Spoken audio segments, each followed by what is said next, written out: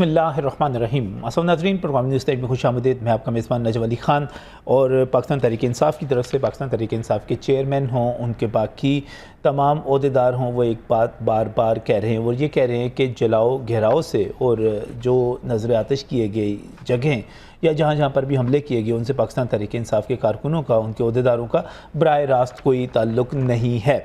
ये बात एक से ज़्यादा मरतबा कही जा रही है और ख़ास तौर पे इमरान खान साहब भी ये इस मौक़िफ़ को दोहरा रहे हैं और ये कह रहे हैं कि कोर कमांडर हाउस लाहौर हो या इसके साथ साथ अब GHQ की बात कर लें या शोहदा की यादगारें हों, किसी भी जगह पर हमला करने के लिए पाकिस्तान तहरीक इंसाफ़ के कारकुन मौजूद नहीं थे, उन्होंने हमला नहीं किया। और वहाँ पर जो हमला किया गया वो कुछ ऐसे लोग थे जिन्होंने साजिश की, जिन्होंने बहकाया और जिन्होंने लोगों को अंदर ले जाने में अपना किरदार अदा किया। नज़र आतिश करने वाले और ये सब कुछ करने वाले वही लोग थे। लेकिन दूसरी तरफ से सरकारी ज़राए जो है वो ये कह रहे हैं कि पाकिस्तान तहरीक इंसाफ़ की तरफ से जो कोशिशें की गई और जो इक़दाम किए गए वो तमाम के तमाम जो थे उनमें पाकिस्तान तहरीक इंसाफ़ बराह रास्त मुलव्वस है और उनके पास नाकाबिले तरदीद सबूत आ चुके हैं।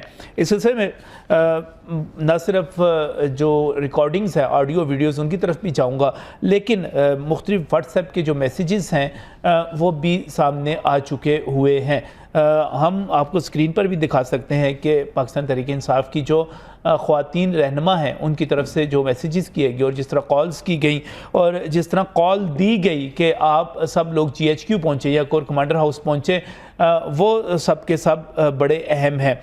नाम जिनके लिए जा रहे हैं उनमें कंवल शोज़िब हैं, नाहिद नियाज़ हैं, नसरीन तारिक हैं और उसके साथ साथ बाकी ख़वातीन भी इनमें शामिल हैं। हम जब इनके नामों को देखते हैं तो इनमें आमना बदर का नाम भी सामने आता है, तय्यबा इब्राहिम भी हैं, शैला नियाज़ी भी हैं और फरदाना सफ़ीर भी हैं। और ये सब क्या कह रही हैं? ये कह रही हैं कि वुमेन विंग जो है वो सारे का सारा 4:30 बजे कहाँ पर पहुँचे? GHQ पहुँचे। हम स्क्रीन पर इनकी तस्वीर तो आपको दिखा रहे हैं, लेकिन इसके साथ साथ वो मैसेजेस भी हैं जिनमें बाकायदा तौर पर कॉल दी गई और बाकायदा तौर पर कहा गया कि आप GHQ पहुँचे या कोर कमांडर हाउस जो है पहुँचने की बातें की जा रही हैं। और ये इस वक्त स्क्रीन शॉट्स जो हैं ये रिकॉर्ड का हिस्सा बन चुके हुए हैं और इन तमाम स्क्रीन शॉट्स को जो मैसेजेस के हैं और मुख्तलिफ़ ग्रुप्स के हैं पाकिस्तान तहरीक इंसाफ़ के, और इसमें दिलचस्प बात यह है कि ये मुख्तलिफ़ ग्रुप जो हैं वो डिलीट भी किए जा चुके हुए हैं इस वक्त। लेकिन जो फ़ोन लिए गए हैं, कब्ज़े में लिए गए हैं, वहाँ से जो चीज़ें सामने आ रही हैं उनमें पाकिस्तान तहरीक इंसाफ़ की तरफ से जो कॉल दी जा रही है वो उसके शहादत है। अब ये शहादत जो है कितनी कबूल की जाएगी, कितनी नहीं कबूल की जाएगी, इसका तो अगले मरहले में ही पता चलेगा। लेकिन मुमकिन तौर पर जो कानूनी माहिरीन है वो ये कह रहे हैं कि फ़ौजी अदालतें इन तमाम शहादतों को कबूल करेंगी और सियाक़ व सबाक़ के हवाले से इन पर ख़ुसूसी इनको अहमियत दी जाएगी। ये तमाम मैसेजेस जो कि कहा जा रहा है कि GHQ पहुँचें और जिस तरह वहाँ पर पहुँचने के बाद जो कुछ हो रहा है उसके हवाले से भी बात करते हैं। लेकिन वापस अगर हम लाहौर की तरफ आ जाएं तो लाहौर में भी हमें वो तमाम चीज़ें मिलती हैं जो कि पाकिस्तान तहरीक इंसाफ़ के कारकुनों को कॉल दी जा रही है और कहा जा रहा है कि आपने जाना कहाँ पर है, आपने पहुँचना कहाँ पर है। जो इस वक्त केस बनाया जा रहा है वो मैं आपके सामने लाना चाह रहा हूँ और केस ये बनाया जा रहा है कि यास्मीन राशिद खुद लीड कर रही थी, खुद क़यादत कर रही थी और क़यादत करते हुए वो इस चीज़ में बिल्कुल कोई हिचकिचाहट का इजहार नहीं कर रही थी जब उनसे ये पूछा भी जा रहा था कि आप कहाँ पर जा रही हैं। यास्मीन राशिद से जब पूछा गया कि आपके इरादे क्या हैं, जाना किधर है, उन्होंने क्या कहा, आइए सुनते हैं। की कोशिश करते हैं। अस्सलाम वालेकुम मैम, क्या कहना चाहेंगी आज के दिन के बाद? कोर कमांडर की तरफ जा रहे हैं जी, कोर कमांडर की तरफ जा रहे हैं। फिर कोर कमांडर की तरफ जब पहुँचे तो वहाँ पर जो कैमरों ने मनाजिर जमा किए, इकट्ठे किए और वहाँ पर जिस तरह के नारे लगाए गए, जलाओ घिराव किया गया, आज़ादी के नारे लगाए गए, आज़ादी लेने के नारे लगाए गए, वहाँ पर इंडियन फिल्म के डायलॉग के घर में घुसकर मारेंगे वो इस्तेमाल किए गए। ये कहा गया कि फ़ौज जो है और तुम लोगों को, फ़ौजियों को गंगा जमुना में गर्क कर दिया जाएगा। ये सब कुछ जो कहा गया वो सब भी अब रिकॉर्ड का हिस्सा बन चुका है। वो रिकॉर्ड क्या है, आइए वो सारा आपको दिखाते हैं। हमारी फौज ने सबको भगा दिया। ये देखो, एक और कोर्ट कमांडर हाउस से चले जाते हुए देखो, ये देखो आग लगा दी कोर्ट कमांडर हाउस को, उस तरीके घर को जिला के घर को आग लगा दी आज। ये कहते थे तुम लोग, ये देखो ये कहते थे ना कि घर में घुस के मारेंगे।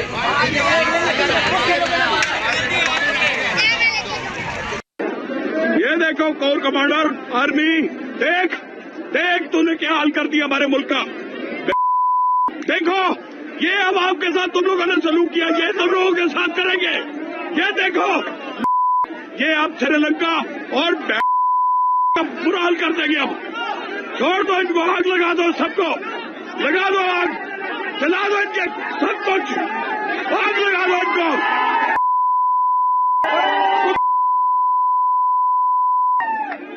ये लो आज तमाशा देखो, देखो तमाशा।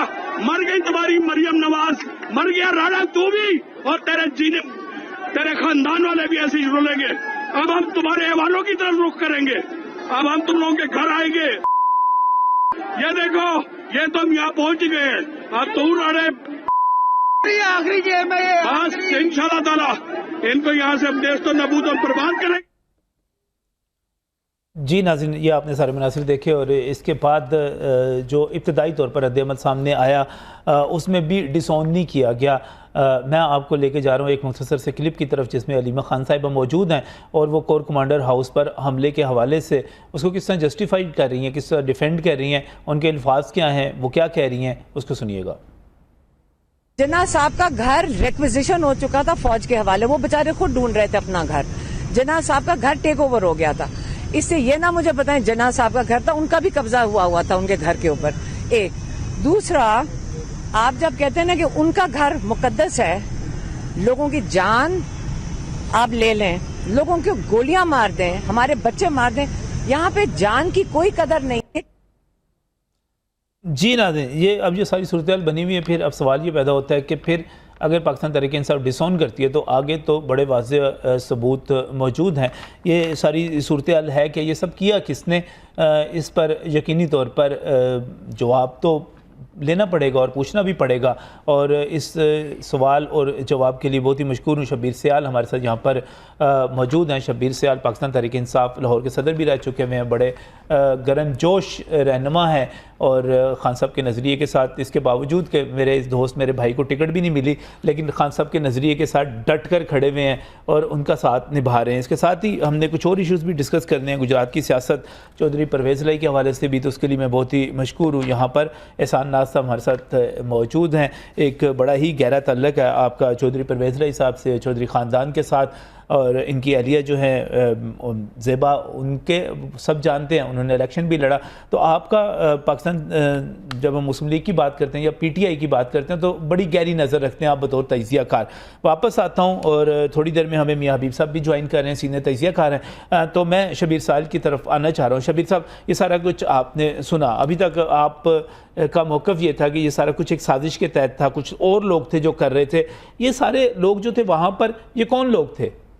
बिस्मिल्लाहिर्रहमानिर्रहीम। नजम भाई बहुत शुक्रिया। एक तो इस दिलखराश वाक़े की जितनी मज़म्मत की जाए वो कम है। मैं ये समझता हूँ स्पेसिफिक आपने जो GHQ वाली बात की है, तो वो जिन्होंने ये सब कुछ किया है उनको बिल्कुल इंसाफ के कटहरे में लाना चाहिए और बिल्कुल इसमें कोई ऐसी बात नहीं होनी चाहिए जिससे आपका मुल्क, आपकी अमलाक को नुकसान हो। उसमें कोई भी बंदा मुलव्वस हो, उसको आइनी और कानूनी तौर पे कोई हक़ हासिल नहीं है। हमें एहतजाज का हक़ हासिल है। सही। मैं इस बात पे अभी बात नहीं करूँगा कि पिछले 1 साल में हमारे साथ क्या हुआ, पहले मैं इस वाक़े के ऊपर रहूँगा। सही। आपने जिन ख़वातीन का जिक्र किया है, देखें एक तो उस दिन जो इनिशियल वाक़या हुआ कि कहीं ये हमें ख़दशा या यानी हमारे लिए ये बात नहीं थी कि इमरान खान साहब गिरफ़्तार, उनकी गिरफ़्तारी पे भी कोई इतराज़ नहीं था, लेकिन वो ज़िल्लत अमेज़ जो तरीक़ाकार था, जो एक मैसेज दिया गया, लोग अग्रेसिव हुए। लेकिन इस अग्रेसिव होने में कहीं भी हमें ये हक़ हासिल नहीं है कि हम जाके इमलाक को नुकसान पहुँचाएँ। अच्छा, अब मेरे लिए हैरत अंगेज़ बात यह है, लाहौर में ज़ाहिर मैं पार्टी की हर एक्टिविटी का हिस्सा होता हूँ, गो कि मैं इस वक्त किसी अहदे पे या ऑफिस मेरे पास नहीं है, लेकिन पार्टी के उन लोगों में शामिल हूँ जो कम अज़ कम एक्टिविटी का हिस्सा ज़रूर होते हैं। मुझे हैरानगी हुई कि हमारी पार्टी की जो कॉल थी वो थी लिबर्टी की। सही। जब हम लिबर्टी में जब गए हैं, मुझे नहीं समझ आई कि क्या ज़रूरत पड़ी है कि हम वहाँ जा रहे हैं। अगर हमने वहाँ जाना है, क्या कोई ऐसा हमारा बंदोबस्त था कि हम वहाँ पे मैनेज करें कि किसी चीज़ को हम कोई नुकसान ना पहुँचाएं। वहाँ जाना भी मेरी नज़र में इतना ज़रूरी नहीं था। अगर हमने कॉल लिबर्टी की दी हुई थी तो हमें लिबर्टी में रहना चाहिए था। हाँ, आपने डॉक्टर साहबा की मैं तहे दिल से बहुत इज़्ज़त करता हूँ। वो लीडर हैं और लीडर का ये किरदार था कि अगर उनकी ग्रिप नहीं है तो फिर उन्हें उधर नहीं जाना चाहिए था, क्योंकि अगर वहाँ पे जो वाक़या था उसमें बहुत सारी ऐसी चीज़ें मैं आपको दे सकता हूँ जो हमारे हक़ में है। लेकिन पहले मैं वाक़े के ऊपर रहना चाहता हूँ। देखें, इससे पाकिस्तान की नेशनली नहीं इंटरनेशनली भी बहुत इंसल्ट हुई है। हम इकनॉमी तौर पे बहुत ज़्यादा माशी तौर पे हम पीछे गए हैं। जो असल बात है वो हमारी इंटरनेशनल लोग जो हैं वो अब हमारी तरफ अच्छी नज़र से सर, वो सारी बातें होती रहेंगी, लेकिन मैं ये कह रहा हूं कि ये कौन लोग थे शबीर सियाल साहब, जो लोग क्या मतलब हुआ? आपके बंदे नहीं थे? मैं तो जब वहां गया हूं, मैंने जब देखा आप वहां पे मौजूद थे, तोड़ हो रही है, मैं फौरन गाड़ी में बैठा हूं तो वापस आ गया हूं, क्योंकि मैंने ज़िंदगी बड़ी पुरअमन गुजारी है। एहतजाज भी किए हैं, कोई ऐसा एहतजाज नहीं है जिसमें मैं शामिल नहीं हूँ। 25 आप वहां पर गए हैं, लेकिन आपकी फोटो नहीं आई उस सारी फोटो नहीं। देखिए, मैं कोई वहाँ तोड़ फोड़ करने के लिए मैं तो गया हूँ कि हमने एहतजाज करना, अगर वहाँ पे हमने ये काम करना है तो मैं इसके साथ ना था, ना हूँ, ना होऊंगा। मुझे अफसोस इस बात का है कि देखें नजम भाई, यहाँ से वहाँ जाने में हमें 2 घंटे लगे हैं हमारे लोगों को। अब वहाँ पहुँचने से के दरमियान वो हमारी इंतज़ामिया कहाँ थी? आप इन लोगों को सजाएं दें, पीटीआई के हैं या नहीं है, ये बात की बात है। नहीं सर, इंतजामिया ने क्या करना था, मुझे बताएं ना सर। ये बड़ी आप दलील दे रहे हैं, बार-बार दे रहे हैं। इंतजामिया ने शक नहीं है, आपकी कॉल थी लिबर्टी की, क्या आपकी कॉल कैंट की थी? नहीं, बिल्कुल कैंट की नहीं थी ना, आपकी कॉल थी लिबर्टी की। कह बैठा हूँ कि डॉक्टर साहब की मैं इज्जत करता हूँ, सब कुछ करता हूँ, उनकी कॉल लिबर्टी की थी, उनको उधर नहीं जाना चाहिए था, मैं कह बैठा। और ये एक से ज्यादा वीडियोस मौजूद हैं जो मैं तो देखो उसको जस्टिफाई कर ही नहीं रहा हूँ। लेकिन अब पीटीआई ऑन करती है ना, ये उनके वर्कर्स से जो कुछ किया उन्होंने वहां पर। नजम भाई, अब हमें सच की तरफ, तो सच की तरफ जाना है सर। पार्टी अपनी जगह पे है, लेकिन मैंने अल्लाह को जान देनी है। सच है। अब झूठ बोल के हम किसी गलत बात को डिफेंड, कम से कम मैं तो नहीं कर। आप जब वहां पर थे तो वहां पर आपकी पार्टी के वर्कर्स थे? देखिए जी, अंडरस्टूड है जी, पार्टी के वर्कर नहीं, एक जम्मे गफीर था, बहुत ज्यादा लोग थे, ठीक है कि नहीं। अब एक बात, आप जितना मैं इतनी बातें मानूं, मुझे तो पता, आज भी आप मुझे लेके जाएंगे, मुझे नहीं पता कि कमांडर हाउस कौन सा है, क्योंकि जब मैंने ये सुना कि वहाँ पे कोई तोड़ फोड़ का मामला तो हो रहा, तो मैं वापस आ गया। मैं आगे गया भी नहीं, इसीलिए मेरी तस्वीर भी कोई नहीं है। लेकिन मुझे दुख इस बात का है कि देखें आपका डिफेंस कहाँ है। देखें, हम अरबों रुपया इन सिक्योरिटी इदारों पे खर्च करते हैं। सर ना करें, इंडिया वाली बातें ना करें सर, वो बातें ना करें, ना करें। देखिए, मैंने एक बात तस्लीम की है। आप क्या चाहते हैं? थोड़ा सा मेरी इस बात को भी थोड़ा सा वेट दें। सर मैं उसी को वेट दे रहा हूँ ना, उसी को वेट दे रहा हूँ, उस पर मैं सिर्फ आपसे ये अर्ज कर रहा हूँ। आप क्या चाहते थे कि आपकी जो फौज है वो आप पर गोली चला देती? फौज नहीं, पुलिस चला देती। फौज का नहीं है मामला, पुलिस चला देती। देखें, पुलिस आप पर चला देती। सर नहीं, अगर लिबर्टी की कॉल थी ना, तो जब उधर लोग जा रहे थे वहीं उन्हें रोक लेते कि आपकी कॉल एहतजाज आपने यहाँ का कि यहाँ आप एहतजाज करें, आप बताएं आपने कहाँ एहतजाज करना है। ये बातें ठीक नहीं है सर। वज़ीर आला समेत तमाम ऑन कर चुके हैं कि हमने हुक्म दिया था कि आप पर गोली नहीं चलानी। सर, अगर आप पर गोली चल जाती, आपके खुदा न खास्ता कोई नुकसान, बड़ा नुकसान हो जाता, तो उसके बाद गोली चली है। देखिए, मैं जिस तरह ये मान रहा हूं सर, वहां पे जितनी वीडियोस आई हैं, आप मुझे बता दें कहाँ गोली चल रही है। कोई आप जब गोली चली होगी तो वीडियो बनी होगी ना सर। देखिए, सर, प्रोपेगेंडा अपनी जगह। नहीं, मैं दोनों बच्चों को जानता हूँ जो लाहौर में शहीद हुए हैं, मैं दोनों को जानता हूँ। सर, कोई गोली चलने की, वजीर को भी जानता हूँ, नादर गुज्जर को भी जानता हूँ। सर, वो पर्चे भी हो गए ना, जिन लोगों ने वहां पे जो कुछ किया उसके पर्चे भी हो गए। मैं सुनो ना, देखिए, आप ये ना कहें कि गोली नहीं चली है। सर, जिस तरह मैं ये मान रहा हूँ ना, सर, ये गलत हुआ है। अगर गोली चली होती, नहीं होना चाहिए। सर, अगर गोली जिन्होंने किया है उनको सजा मिलनी चाहिए। सर, अगर गोली चली होती, सर, अगर गोली चली होती तो आप कोर कमांडर हाउस में इस तरह घुस के आग लगा सकते थे। देखिए, पहली बात तो ये कि आग मैंने नहीं लगाई। आपका मतलब यह है कि आपकी पार्टी के लोग, पार्टी मैं नहीं मानता कि वो लोग हैं, वो कौन लोग थे? अगर वो पार्टी के हैं तो मैं समझता हूं उनको सजा। देखें इस वक्त नहीं, हम पाकिस्तान की बात कर रहे हैं, इसकी वजह से हम नेशनल नहीं इंटरनेशनली बड़ी तजलील उठा रहे हैं एज ए पाकिस्तान। सर ये तो बड़े जुल्म की बात है कि आप ये कह रहे हैं कि अब आपकी पार्टी के लोग ही नहीं है, आप वो माओ के अगर बच्चे हैं, मैं कह रहा हूं अगर हैं भी क्या तो सर सजा के मुस्तहिक है। सर उनको देखें इमरान खान साहब उस दिन आप पहले उकसा के उनको साथ लेके चले गए, अब उन माओं के बच्चों को आपने जेलों में डाल दिया, अब आप उनसे लातलकी का इजहार कर रहे हैं। सर ऐसे मैं कह रहा हूं शबीर सियासत ऐसे ना अगर थे तो उन्होंने जुर्म किया है तो उन्हें सजा मिलनी चाहिए, बट थोड़ा सा आप भी स्पेस दें। क्या इस जुर्म में जिन लोगों ने कोई गुनाह नहीं किया, उनके घरों में जो कुछ हो रहा है, जो उनकी खवातीन के साथ हो रहा है, जो घरों की तोड़फोड़ की जा रही है, ये इससे इस वाक़े का क्या ताल्लुक है? ये कहाँ लिखा हुआ है? सर आप देखें सर, घरों तक जाएंगे, आप घरों तक जाएंगे, फिर पुलिस तो घरों तक आएगी। सुन लेना, अगर आप घरों में, आप लोगों के घरों में जाके जिन्होंने कुछ जुर्म किया है तो सर उन्हीं को पकड़ रहे हैं। तल्लक ही कोई नहीं, उनके घर क्यों जा रहे हैं? नहीं सर वो तो डिसाइड हो गया है, वो तो जो बेगुनाह हो गए वो बिल्कुल बरी हो जाएंगे, रिहा हो जाएंगे। आपको तो तस्वीरें आपके पास, अच्छा चले मैं आपके साथ चैलेंज करता हूँ, मैं शबीर सियाल साहब आपको चैलेंज करता हूँ। आप कितने दिन से लाहौर में हैं? उस दिन वाकई 9 मई से लेकर आज तक कितने दिन गुजर गए? अंडरस्टूड, आज मेरे ख्याल 14 दिन हो गए। आपको पकड़ा गया? नहीं, मैं फिलहाल तो सेफ साइड पे हूं। आप सेफ साइड पे हैं? हाँ बिल्कुल। आपके घर तो कोई देखें, मेरी आपके घर तीन दफा शबीर सियाल साहब आपके घर, आप अभी मेरे पास यहाँ पे चैनल में बैठे हुए हैं, आप गिरफ्तार नहीं हुए, आपको किसी ने कुछ नहीं कहा। जो लाहौर का साबिक सदर है, जो ये कहता है मैं हर एक्टिविटी में शरीक होता हूँ, लेकिन वो तोड़फोड़ में नहीं था, तो उस पर हालांकि आपका जाना भी गलत था, लेकिन आप अभी तक बिल्कुल ठीक बैठे हुए हैं। सर ऐसे ना करें, आप ऑन भी नहीं करते उन लोगों को। और भाई मैं एक बात अर्ज कर रहा हूं, देखें मैंने आपको पहले कहा कि अब हमें सच बोलना चाहिए। बिल्कुल सच बोलना चाहिए। इमरान खान साहब या पार्टी के किसी फोरम पे ऐसा कोई डिसीजन होता तो बिल्कुल उसे ऑन करता कि हमने जी ये तय किया हुआ है।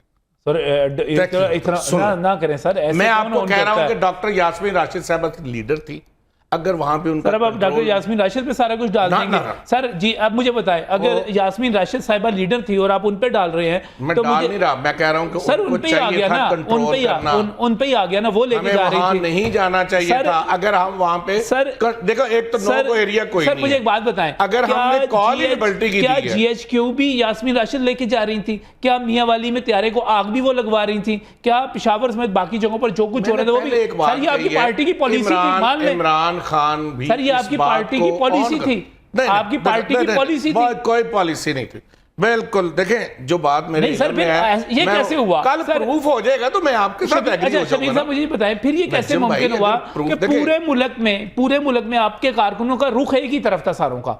ये कैसे मुमकिन हुआ?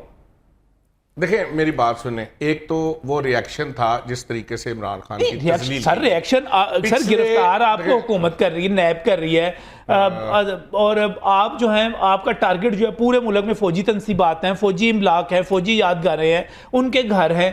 तो सर ऐसे नहीं, ये गलत है। मैं इसको बिल्कुल डिफेंड नहीं करूंगा। जिन्होंने ये प्लान किया वो सजा के मुस्तहिक है। अल्लाह ना खैर सलाह। देखें नामजद हो चुके हैं मुल्क पहले है पर्चों में। देखें मेरी बात सुने, मुल्क पहले है, बाकी मुल्क सबसे पहले। मैं मशहूर, अगर ये मुल्क होगा तो हम होंगे। देखें मानना पड़ेगा सर, आखिर में हम सबको सच मानना पड़ेगा। नहीं मेरा ख्याल है मुझे अरसा दराज हो गया, मैंने कभी किसी गलत बात को इसलिए भी डिफेंड नहीं किया कि मुझे कुछ इनाम मिलने वाला। शबीर साहब जो भी लोग थे बहुत ही काबिल अफसोस था। मैं इस पर दोबारा भी आता हूँ। मैं मियाँ हबीब साहब हमें यहाँ पर ज्वाइन कर चुके हैं, मियाँ हबीब साहब की तरफ जाना चाह रहा हूँ। मियाँ हबीब साहब, ये सारी गुफ्तगू आप सुन ही रहे थे, और इस दौरान जो कुछ ये हुआ, अब पाकिस्तान तहरीक इंसाफ कहती है कि जी हमारे तो वो कारकुन ही नहीं थे, पता नहीं कहाँ से कौन से लोग आगे थे, उन्होंने ये सारा कुछ किया। आपको इस बात में दम लगता है? नहीं देखें, बात यह है कि वो सब के फुटेज मौजूद है, तहरीक इंसाफ के लोग वहाँ गए, इसमें भी हकीकत मौजूद है। लेकिन इसमें नजम वाली एक बात जो है ना, वो ये सोचने वाली है कि देखें जियो फेंसिंग में जिसका वहाँ से कॉल ट्रेस हो गई, वो उसको भी धर लिया गया। अगर कोई बंदा सदर से आरे बाज़ार जा रहा है तो वो शाहराह आम में उसने उधर से गुजर के जाना है, तो वो ज़्यादती है। जिन लोगों के तहकीक, यही है कि पहले तहकीकात होनी चाहिए। जो जो लोग मुलव्वस हैं उनका ऐसे तो नहीं पकड़ेंगे, ऐसे नहीं पकड़ेंगे। जिनकी कॉल्स जिन्होंने वहां पर स्टे किया, मेरी बात सुन लेना, जिन्होंने वहां पर स्टे, मैं आपको सर रिक्वेस्ट कर रहा हूं ना सर, जिन्होंने वहां पर स्टे किया, जिनकी कॉल्स मतलब दूसरे लोगों को जाती नहीं, ये बड़ी टेक्निकल तरीके से जियो फेंसिंग की गई है। हम इससे इख्तलाफ नहीं करते, मैं तो कह रहा हूं कि उनका तल्लक मुस्लिम लीग नून से है, उनका तल्लक तहरीक इंसाफ से है, वो जैद है, बकर है, हारिस है, मुस्लिम लीग नून कहां से आ गई बीच में? नहीं, मेरी बात सुनिए ना, देखें जो भी है, असल में बात यह है कि मेरा कहने का मतलब है कि वो जिसने जुर्म किया ना, वो कोई उसको सिर्फ इस वजह से कि ये सियासी कारकुन है नहीं छोड़ना चाहिए, ठीक है। जिसने जुर्म किया है उसको पकड़ना चाहिए, लेकिन इस रगड़ा इस वजह से भी नहीं लगाना चाहिए कि चूंकि तहरीक इंसाफ इस वक्त जो है वो ज़ेरे ताब है तो उसके तमाम लोगों को ही पकड़ लिया जाए, ये भी नहीं होना चाहिए, ठीक है। आपके पास तमाम इंस्ट्रूमेंट मौजूद हैं, तमाम हर चीज़ मौजूद है, एविडेंस आपके पास मौजूद है।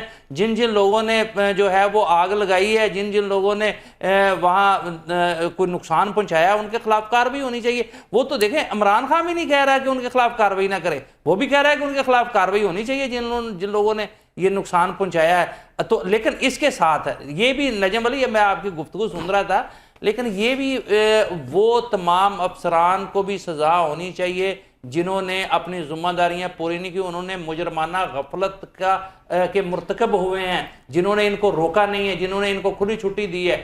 कहीं अगर देखें क्या करते मियां साहब, रोका होता तो फिर उसके बाद मियां साहब क्या करते हैं, क्या करते, रोकते, कभी हजूम को रोका जा सकता है, बिल्कुल रोका जा सकता। क्या मियां नवाज शरीफ, जब मियां नवाज शरीफ किया था, इस्लामाबाद में जाने से रोका नहीं गया सर, वहां पे जब इन्होंने आग लगाई थी वो किसने देखी जब रोका गया था? सर क्या हजूम को आज तक रोका गया है? नहीं, देखें नजम अली, ये बात नहीं है सर, रोका जा सके। रियासत सरेंडर नहीं करती होती, इंतजामिया सरेंडर नहीं करती होती। सर क्या अगर आपको सिर्फ काम ये किया गया कि गोली नहीं चलाई गई इन पर, सिर्फ और सिर्फ ये हुआ और कुछ नहीं?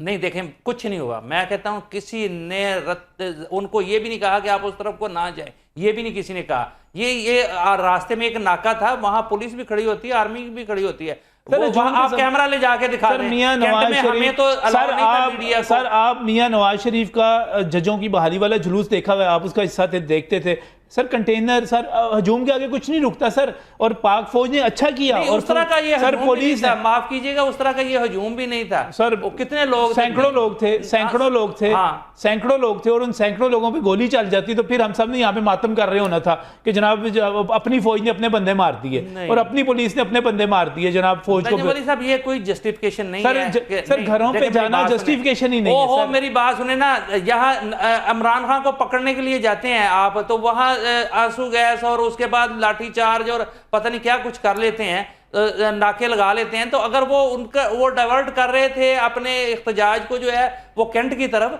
तो रोकना बनता था। इंतजामिया की नेग्लिजेंसी है इसमें, ये इस पे तहकीकात होनी चाहिए। जिस तरह के किसी को छोड़ना नहीं चाहिए जिसने जुर्म किया, इसी तरीके से किसी की नेग्लिजेंसी है तो उस पर भी पर्दा नहीं डालना चाहिए, उनको भी गिरफ्तार। लेकिन यहाँ तो क्या हो रहा है, यहाँ इनाम दिए जा रहे हैं, यहाँ प्रमोशनें हो रही हैं कि आपने बहुत अच्छा किया है कि सर अच्छा किया, बंदे नहीं मारे सर, अच्छा किया, बंदे नहीं मारे। इससे इत्तेफाक नहीं सर, यकीन करें, बंदे मारने सर, बंदे मार देते यहाँ पर, इसके बावजूद बंदे मर गए। नहीं सर, नहीं मारने चाहिए सर, प्रोपेगेंडा ज्यादा ही नहीं मारने चाहिए। देखिए साहब, असल बात वीडियोस जितनी आई हुई है सबके सामने है, आप जो मर्जी कर लें, लेकिन ये एक हकीकत है कि इस मुल्क में सियासतदानों की कोई औकात नहीं, सियासी जमातों की कोई औकात नहीं, जो चाहे वो हुस्न करिश्मा साज करे। सर इस मुल्क में मुजरमों की कोई औकात होनी नहीं चाहिए सर, लोगों के घरों पे, मुल्क में है ही मुजरमों की औकात। सर इस मुल्क में मुजरमों की, सर लोगों के घरों पे हमला करने वालों की कोई औकात होनी नहीं चाहिए।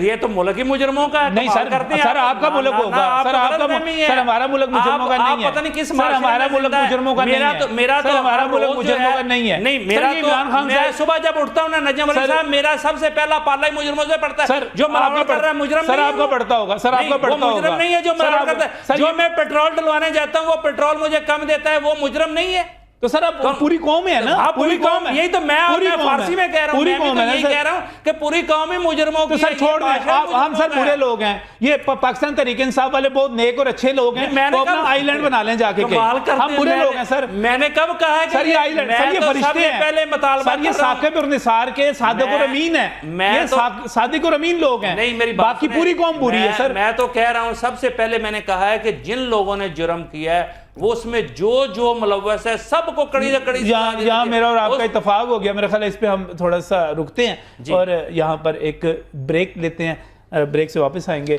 तो बड़ा अहम इशू है। चौधरी परवेज़ लाई पता नहीं किधर गुम हो गए हैं और चौधरी वजाहत जो हैं चौधरी शुजात से जाके मिल गए हैं। क्या सूरत हाल है इस ब्रेक के बाद?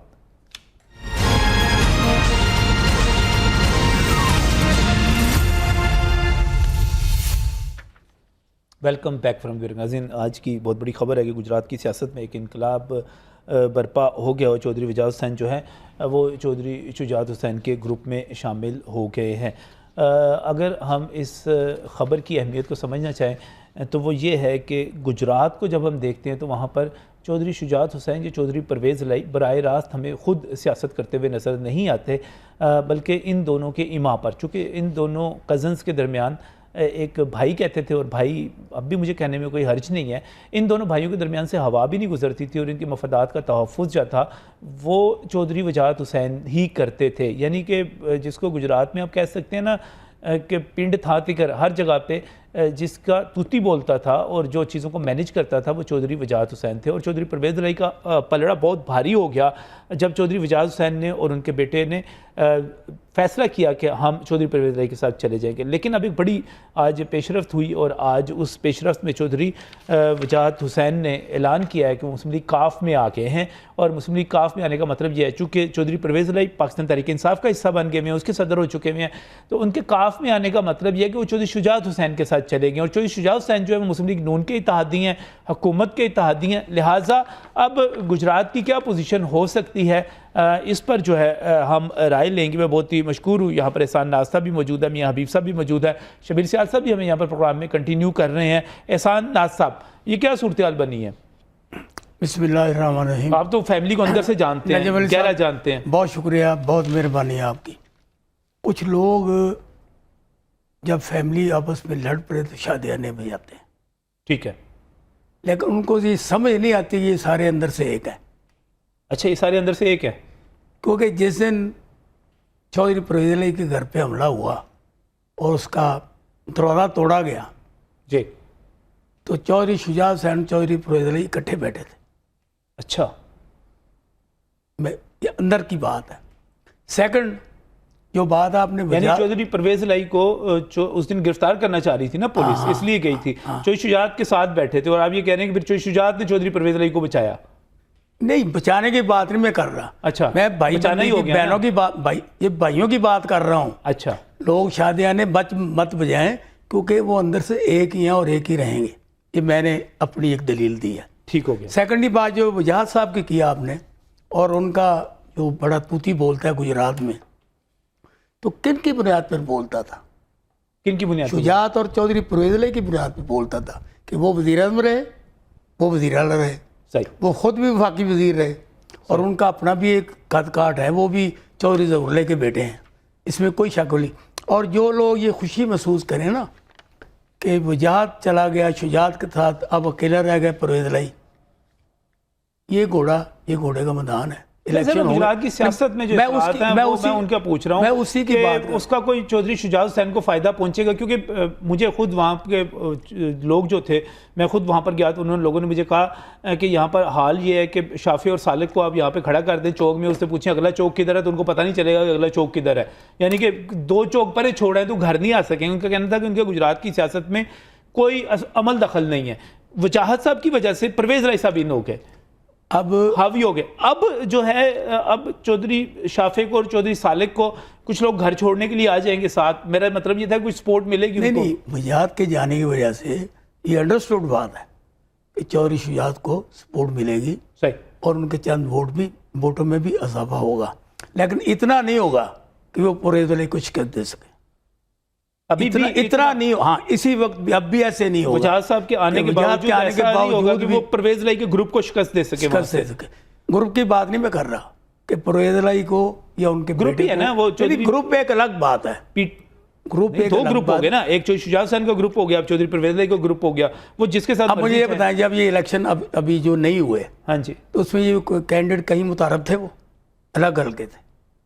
तो ये सारी अंदर की बातें हैं। अच्छा, ये वो अच्छी तरह जानते हैं और दुनिया बिल्कुल एक ना पागलों की तरह शोर मचाना शुरू कर देती है।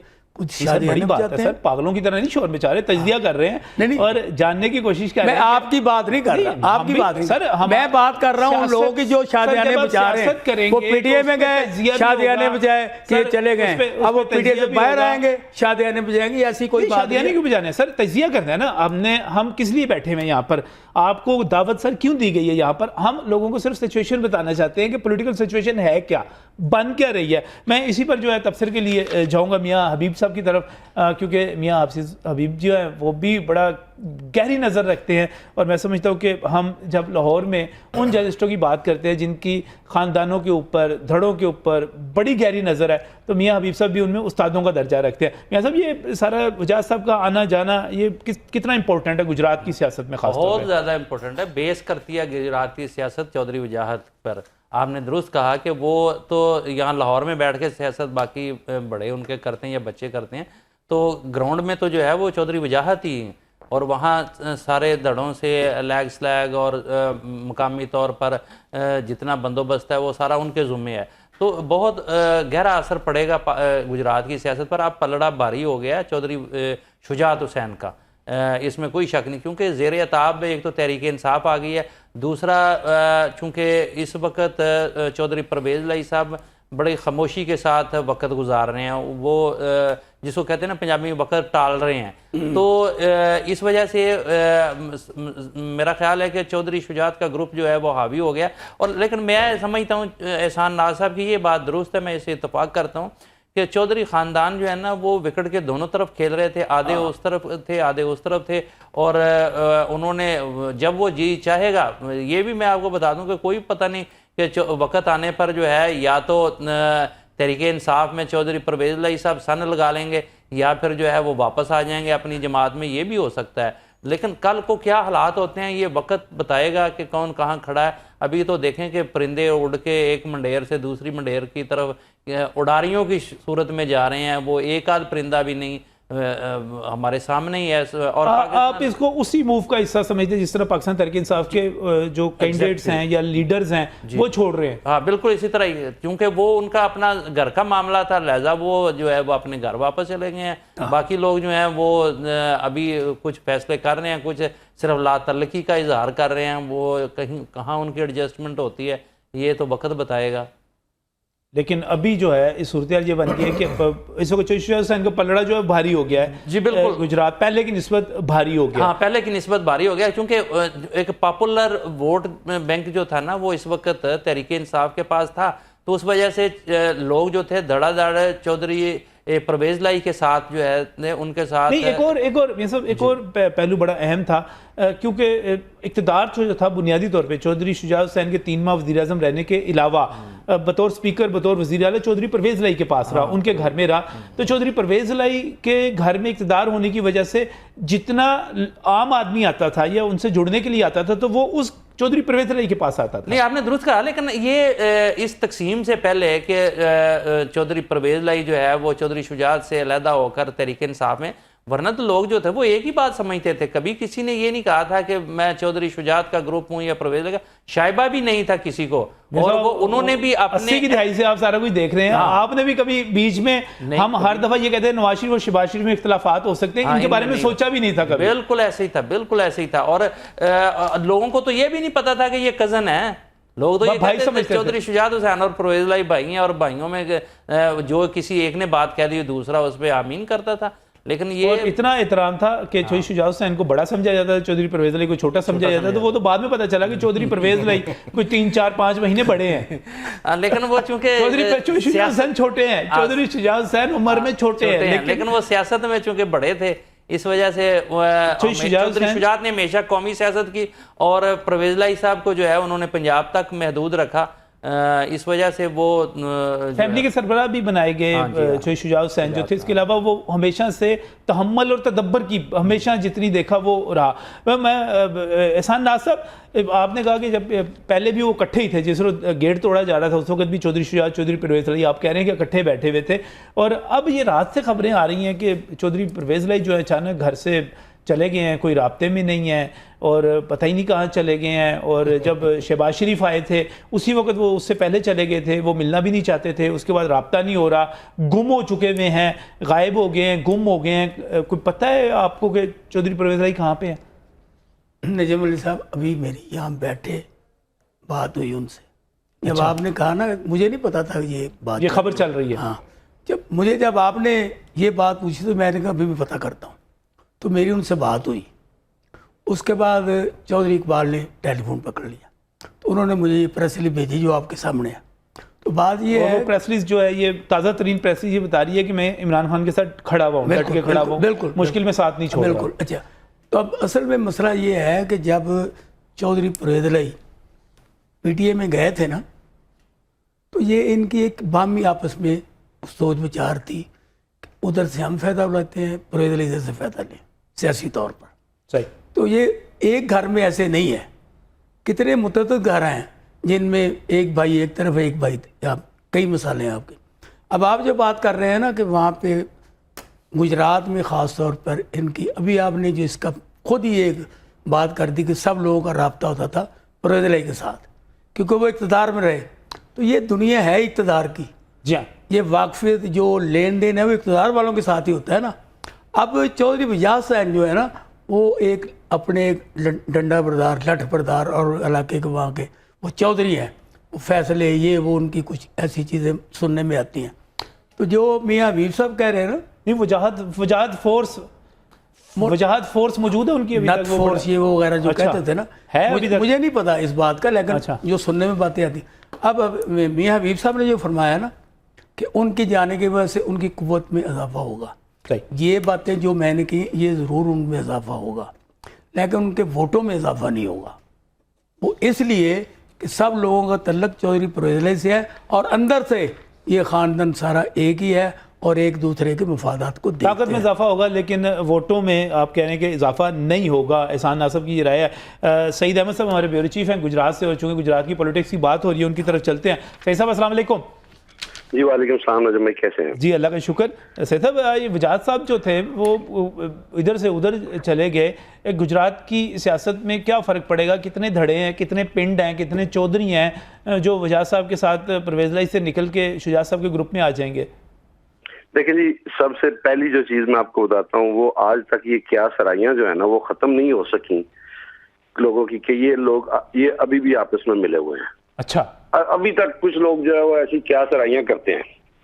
दूसरी बात यह है कि वजाहत साहब ने जो है अभी वो कहा कि जी मैंने तो आज तक कोई पार्टी ज्वाइन ही नहीं की। वजाहत साहब हाँ, अब जी उसके बाद एक मैं समझता हूँ कि हुसैन लाई साहब जो हैं वो उनके बेटे हैं जी, और वो मैंने क्या है काफ लीग पे उन्होंने इलेक्शन, काफ लीग की टिकट पे उन्होंने लड़ा हुआ है। अभी तक उनकी कोई बयान सामने नहीं आया कि वो किस तरफ जा रहे हैं। तो इसका अल्टीमेट उन्होंने कहा, वजाहत साहब को मैंने सुना था, वजाहत साहब कह रहे थे वो बेटा है मेरा और मुझे यकीन है मेरे साथ ही होगा। हाँ बिल्कुल, जाहिर है जी, बेटे के बारे में इंसान दावा कर सकता है, लेकिन अभी तक उनकी तरफ से कोई बयान भी सामने नहीं आया हमारे पास। हाँ, अच्छा, अब आ जाओ उस सवाल के ऊपर जो मैंने बुनियादी सवाल किया कि वजाहत साहब के जाने से कितने चौधरी, कितने पिंड, कितने गबरू सारे के सारे जो हैं वो शुजात साहब के साथ चले जाएंगे उनके ग्रुप में, शाफे के साथ, सालिक के साथ। एक बात मैं आपको बताता हूँ कि जो परवेज़ लाई साहब जो है उनका ज्यादातर रहना जो है वो बाहर ही होता है जी, लाहौर, इस्लामाबाद। यहाँ पे ज्यादातर जो है ना हुसैन लाई साहब ने काफी काम किया है और उनकी पीआर जो है वो बहुत ज्यादा है, इसमें कोई शक नहीं है। और इसमें एक धचका तो बहुत बड़ा जो परवेज़ लाई फैमिली को लगेगा अगर वो इनके साथ नहीं है तो, क्योंकि गांव की साइड पे ज्यादातर लोग जो हैं वो हुसैन लाई और परवेज़ लाई को मानते हैं। वोट तो बहरहाल टूटेंगे, लेकिन इसके बाद अवाम भी परेशान है कि वोट एक ही घर में अब किसको वोट दें, परवेज़ लाई को दें, शुजात को दें, हुसैन लाई को दें, मुअन्नस को दें, वोट किसको दें? इनका वोट जो है वो अल्टीमेटली कम होगा, पहले से वोट बैंक इनका बढ़ेगा नहीं इस बात से। हाँ, एक बात और भी उन्होंने की, उन्होंने कहा जी चौधरी शुजात जो है वो मेरे बड़े भाई हैं, बाप की जगह पे हैं, तो वो मुझे उन्होंने वो माफ कर दिए जो भी मैं कहूँ, ये जिस तरह भी बात हुई है। तो चौधरी शुजात साहब के बारे में उनके जो आज अल्फाज थे वो बहुत अच्छे थे, चौधरी वजाहत हुसैन के। तो वो आज तो जाहिर है मिल रहे थे, उनके साथ अच्छे ही होने थे। जी हाँ, वो कह रहे थे मेरे बड़े भाई हैं, बाप की जगह पे हैं। तो वो पहले बात की थी ना उन्होंने उस पर माजरत कर ली। वो पहले बात की थी कि मेरे भतीजे जो थे जरदारी के पैसे पूसे लेके तो चले गए थे, वो तो पहले उन्होंने बात की थी। जी लेकिन इसका सर अल्टीमेटली जो है ना वो काफ लीग को भी काफी नुकसान होगा। और दूसरी तरफ अगर देखा जाए तो पीटीआई के जो लोग हैं जी वो इससे बड़े खुश हो रहे हैं। अच्छा, वो हमें खुश दिखाई देते हैं कि यार चले, वो पहले भी जो है ना वो पसंदीदगी की निगाह से जो पीटीआई का वर्कर है वो नहीं देखता था। अच्छा, लेकिन काफ लीग का बहरहाल हुसैन अलाई का अपना, चौधरी वजाहत हुसैन का अपना एक वोट बैंक जो है वो गुजरात में मौजूद है। पीटीआई वाले खुश हो रहे हैं कि वजाहत साहब चले गए हैं? जी जी, वो वैसे भी काफ लीग की वजह से नाला ही रहते हैं जो इनके अपने पुराने वर्कर हैं। सही। तो इस वक्त जो है वो मैं आपको बताता चलूं कि जो अलहदा हुए हैं इसमें पीटीआई के जो कारकुनान है वो काफी हद तक खुश हैं। अच्छा, वो कह रहे हो कि चलो ये एक सीट तो बीच में से टिकट वापस आएगी ना अपनी पार्टी के पास। जी जी, और इस तरह फायदा हो जाएगा। सही। और आप ये लेकिन बात वही आ जाएगी कि वोट बैंक की। हाँ जी, अगर तो ये सारे इकट्ठे हो जाएंगे फिर तो इनका चलो फिर भी कोई वोट बैंक होगा। सही। लेकिन अगर ये इस तरह अलहदा रहेंगे तो फिर इनके वोट जो है वो कम होंगे। किसके कम होंगे ज्यादा? परवेज अली के कम होंगे, शुजात के कम होंगे? जाहिर है जी, परवेज अली साहब को भी फर्क पड़ेगा और इनको भी फर्क पड़ेगा, दोनों पार्टियों को फर्क पड़ेगा। एक ही घर के वोटर थे, वो तकसीम हो गए। नहीं, वो तो शुरू से तकसीम चल रही ना। वजाहत साहब के तकसीम के बाद, वजाहत साहब के आने के बाद किसको फायदा नुकसान होगा? शुजात साहब को। पिछले जो पिछले इलेक्शन थे उसमें तो ये सारे इकट्ठे थे। जी हाँ। तो अब तो ऑब्वियसली इनके जो वोट हैं वो कम ही होंगे, ज्यादा तो होने से रहे। तो इसका इनको नुकसान ही होगा अगर ये लोग अलहदा रहेंगे तो। लेकिन पीटीआई वाले खुश हो रहे हैं, पीटीआई वाले खुश हो रहे हैं। सही। पीटीआई का जो शुरू से है वो कुछ कारकुनान में ये रुझान पाया जाता है कि वो काफ लीग के जो आने से वो खुश नहीं थे। उनको ये लगता था कि जैसे हमारा हक जो है वो छीना जा रहा है। जी, मैं गुजरात आया था, वहाँ पे मैंने प्रोग्राम किया था, बड़ा चीखे थे वहाँ पे पीटीआई के कारकुन जो थे। और साहिबान पे बड़े इल्जाम भी लगाए थे। तो पीटीआई खुश हो गई। पीटीआई को वो खुशी मिली है जी, इसके बहुत बहुत शुक्रिया सईद साहब। शबीर साहब, ये परवेज अली साहब से भी खुश नहीं है आप लोग? देखिए नजम भाई, आपने पूरी इस पे जो डिबेट की है ज़िला गुजरात के ऊपर जी, तो बिल्कुल क्योंकि मेरे भाई ने बड़ी क्लियर बात की कि जो लोग ये समझते हैं ये तकसीम है वो गलत है। अच्छा, इस वक्त सूरत हाल ये है कि इलेक्शन असल जो जिस बात के ऊपर आपका फोकस है कि ताकतवर कौन हुआ है और कमज़ोर कौन हुआ है जी, ये डिसाइड है कि इलेक्शन कब होते हैं। अगर तो जी इलेक्शन अपने मुकर्रर वक्त पे होते हैं तो पूरे पाकिस्तान में पीटीआई एंटी पीटीआई इलेक्शन होना है। अब उसमें आप कैंडिडेट कौन से करते हैं, कितना मैनेज करते हैं, ये सब कुछ यही होना है। इसमें कोई शक नहीं है कि आपकी इस बात से मैं इत्तफाक करता हूँ कि ज़िला गुजरात में ये जो ख़ानदान है चौधरी शुजात साहब का या परवेज अली साहब का, इनका जो सरकर्दा रहनुमा है वो चौधरी वजाहत साहब है। लेकिन सूरत हाल इस वक्त है कि चौधरी परवेज अली साहब ने जिसकी इनकी तहरीक इंसाफ ज्वाइन की है, बाकायदा शमूलियत की है, मुझे नहीं पता कौन इख्तलाफ करता है। मैं ये समझता हूँ कि जिसको इमरान खान ने एक्सेप्ट किया है, हम उसके, क्योंकि उसे पार्टी का सदर भी बना दिया गया। और आप कह रहे हैं वो कहाँ चले गए हैं। आज उन्होंने एक रिट पिटीशन फाइल की है कि 90 दिन के बाद इलेक्शन भी नहीं हुए और जो केयर टेकर गवर्नमेंट है ये भी मौजूद है, हमें आइनी और कानूनी तौर पे हाई कोर्ट एक फैसला दे। इसलिए मैं ये समझता हूँ, ये सोचना कि चौधरी परवेज अली साहब कहीं चले गए, ये तो ऐसी कोई बात नहीं है। नहीं, वो कह रहे हैं गायब चले गए थे उस वक्त, फिर फोन नहीं अटेंड हो रहा, ये सारे दिन खबर चलती है। अंडरस्टूड सी बात है कि वजाहत साहब अगर शुजात साहब के साथ चले गए हैं तो परवेज अली साहब तो तहरीक इंसाफ में है ना, वो तो नहीं ना वहाँ बैठेंगे। क्योंकि अगर उनका किसी बात से इत्तफाक नहीं हुआ तो वो उधर चले गए हैं, तो ज़ाहिर है वो तो अपने मौके पे। अच्छा, आप अगर इमरान खान साहब मुमकिन तौर पे जो कि बातें की जा रही हैं अगर नाअहल हो जाते हैं या कुछ होता है तो फिर परवेज अली साहब पार्टी की क़यादत करेंगे, सदर वो होंगे? सदर तो है का जो मौजूदा फोरम है, जो 6 रुकनी कमेटी है, ये उसके पास अथॉरिटी होगी कि जिसको मर्जी वो कमा। चलें, इस पर हमीदुल्लाह भट्टी साहब हैं जी, तज्जियाकार हैं और गुजरात की सियासत पे अथॉरिटी हैं, गुजरात के लोग बेहतर तौर पे समझते हैं। वजाहत साहब के जाने के ऊपर उनका कमेंट क्या है? मेरे साथ हमीदुल्लाह भट्टी साहब, अस्सलाम वालेकुम। वालेकुम सलाम जनाब, सर कैसे हैं आप? ठीक ठाक, अल्लाह का शुक्र। आप ये वजाहत साहब के जाने के ऊपर आपका तबसरा क्या है चौधरी शुजात के साथ जाने पे? अच्छा, मैं ना ये मैं एक छोटी सी दुरुस्तगी करना चाहता हूँ। ये पहले भी कहीं गए नहीं थे। वो चौधरी शुजात हुसैन साहब बड़े भाई हैं, चौधरी वजाहत हुसैन साहब छोटे भाई हैं। वो पहले भी बुजुर्गों की तरह उनका एहतराम करते हैं। वो गए नहीं, पहले ही उधर थे जी। वो तो किसी जमात में और गए ही नहीं थे। नहीं वो साथ तो थे ना सर, वो रहने दें आप।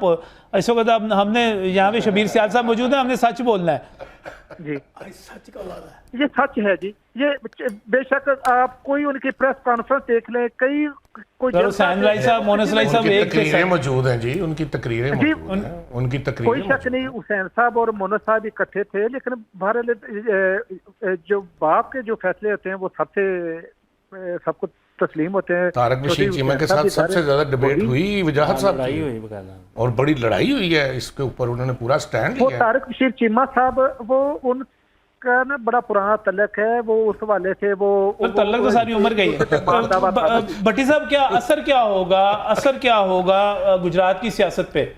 गुजरात की सियासत में मैं समझता हूँ बड़ी तब्दीली आ गई है, बहुत ज्यादा तब्दीली है। चौधरी वजाद साहब के जो है PMLQ में आने से बड़ी वाज़ेह तब्दीली आ गई है। और मैं ये तो नहीं है, आपको बड़ा दावा तो नहीं करूंगा, वो तो होता तो वही है जो कातिब तकदीर ने लिखा होता, लेकिन मैं बता दूं गुजरात की सियासत ने बिल्कुल एक यू टर्न ले लिया है।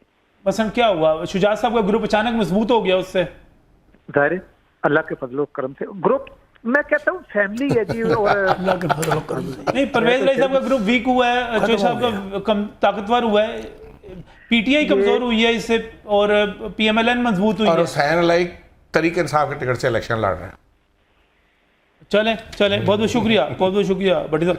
आप क्या कह रहे हैं, हुसैन लाई साहब किससे लड़ेंगे? तरीके इंसाफ के टिकट से इलेक्शन लड़ रहे तहरीक इंसाफ, यानी आज इस वक्त तक लड़ेंगे, अभी भी लड़ेंगे, यानी कि वो जो आपने बाप बेटों को, बच्चों को घरों में लड़ाने वाला काम छोड़ना नहीं है अभी आपने। सियासी फैसले हैं जी, अब आप मुझे बताएं इसमें आप क्या कर सकते हैं? नहीं, ये सियासी फैसले हैं लोगों के, उसको आप कैसे तब्दील कर सकते हैं? PTI ने प्यो ने पुतला लड़ाता हो, तुसी लड़ाई जारी रखनी है आखिर तक। देखो सारी पार्टियां दे विच सब कुछ है, और अगर तुसी सिर्फ चाह ही रह रहे हो कि सिर्फ PTI नजर साहब बेफिक्र हो जाए, इलेक्शन होना ही नहीं है, तो मैं ਤੁਹਾਨੂੰ रोक नहीं बेफिक्र हो जाए, सकता। इलेक्शन होना ही नहीं है, लड़ना किसने नहीं मैं लड़ना। तो पहले नहीं हो रहे, नहीं इलेक्शन कहाँ हो रहा है? ये माहौल कोई इस साल हो रहे हैं, इस साल नहीं हो रहे, मुझे तो नहीं लगता 2023 में फिलहाल तो कोई चांस नहीं। 2024 में ये माहौल ही नहीं है इलेक्शन।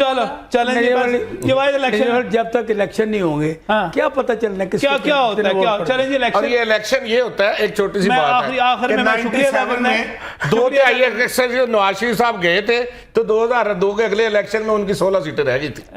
ये इलेक्शन यहाँ ये होता है। चलें वो बाकी बातें फिर बाद में करेंगे। ये बाप और बेटे की लड़ाई सिर्फ इसी तरह बच सकती है कि इलेक्शन ना हो, वरना शबीर साहब कह रहे हैं बाप बेटे में लड़ाई हो जाएगी। अल्लाह हाफिज।